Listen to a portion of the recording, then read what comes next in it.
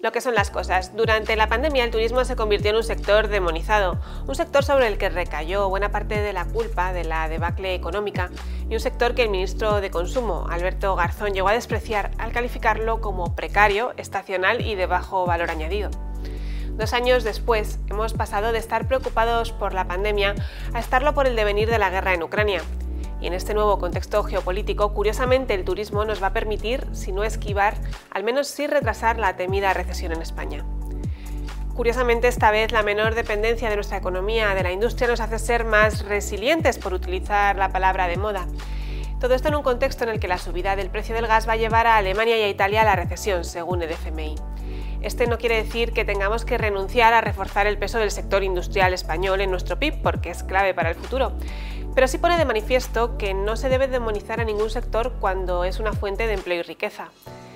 Los datos muestran cómo el turismo se ha levantado antes de lo esperado del golpe de la COVID-19.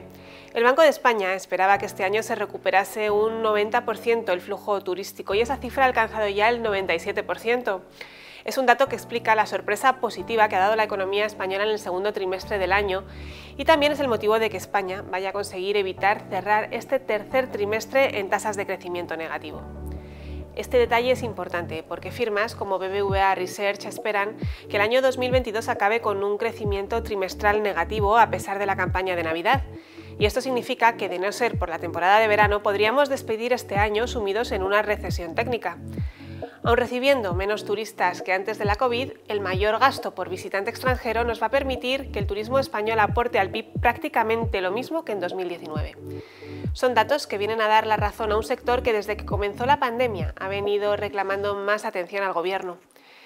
Y es que el turismo, por ejemplo, es uno de los sectores que más asignaciones de fondos ha perdido en el proyecto de presupuestos para 2023. Una queja que también comparte, por cierto, la construcción, otro sector demonizado que en las cuentas públicas recibe una asignación para vivienda muy inferior a la de la media europea. Nos estamos acostumbrando a vivir en un mundo de turbulencias en el que todo cambia de manera vertiginosa.